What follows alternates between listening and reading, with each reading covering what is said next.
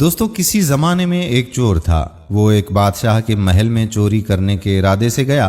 رات کا وقت تھا اور محل کے ایک کمرے سے بادشاہ اور اس کی بیوی کی گفتگو کی آواز آ رہی تھی۔ وہ کھڑے ہو کر سننے لگا۔ اگرچہ ایسا سننا غلط ہے، ناجائز ہے، چوری ہے، لیکن چور تو چوری ہی کرنے آیا تھا، تو اسے سننے میں بھلا کیا چیز مانع ہوتی؟ آخر وہ چور ہی تو تھا۔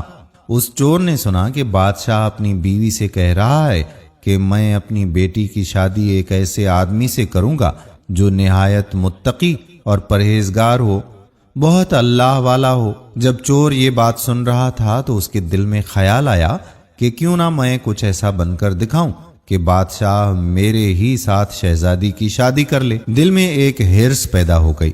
اب وہ چوری کرنا تو بھول گیا، لیکن دھوکہ دینے پر اتر آیا اور گھر جا کر بہت دیر تک سوچنے لگا کہ کس طرح میں اس بات میں کامیاب ہو سکتا ہوں۔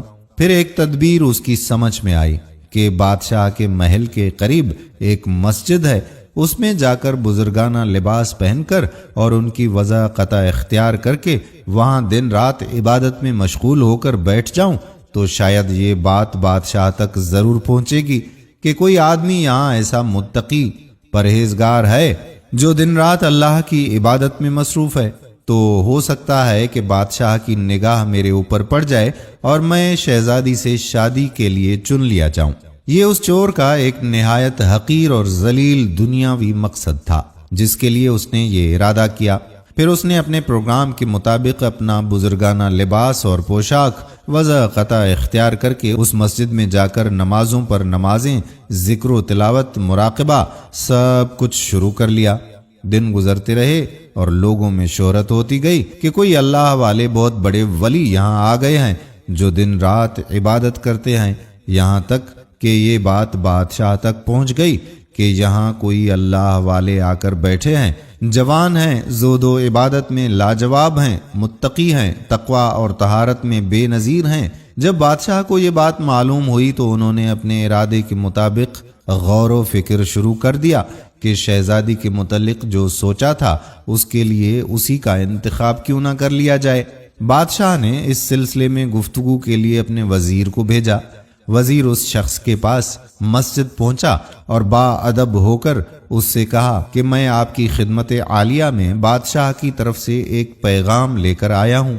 اس نے پوچھا کہ کیا پیغام ہے؟ وزیر نے بتایا کہ بادشاہ نے کئی سال پہلے یہ فیصلہ کر لیا تھا کہ وہ اپنی بیٹی کا نکاح ایک ایسے شخص سے کرے گا جو بڑا متقی اور بڑا پرہیزگار ہو، اللہ والا ہو، اور اس کی تلاش میں تھے۔ اب جو نظر گئی تو نظر انتخاب آپ پر آ کر رک گئی ہے، لہذا بادشاہ نے مجھے بھیجا ہے کہ اس سلسلے میں آپ سے گفتگو کروں۔ یہ شخص جو دراصل اسی تمنا اور اسی آرزو میں یہاں آ کر بیٹھا ہوا تھا، بہت دیر تک وزیر کی گفتگو سنتا رہا۔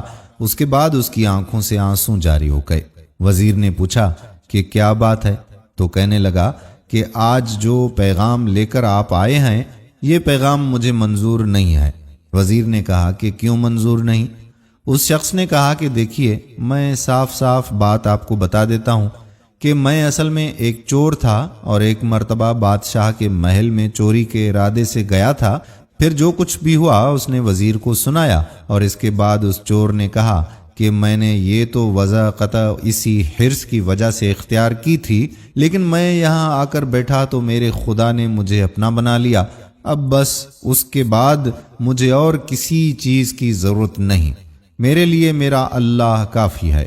بے شک جب عبادت عبادت ہو جائے، نماز نماز ہو جائے، ذکر ذکر ہو جائے اور ہماری دیگر عبادتیں واقعی عبادتیں ہو جائیں تو بے شک یہ نمازیں اور یہ عبادتیں انسان کو برائیوں سے روکتی ہیں۔ اللہ تعالی ہمیں سیدھے راستے پر چلنے کی توفیق عطا فرمائے، آمین ثم آمین یا رب العالمین۔ دوستو، ویڈیو پسند آئی ہو تو اپنے دوستوں کے ساتھ اسے شیئر ضرور کیجیے گا۔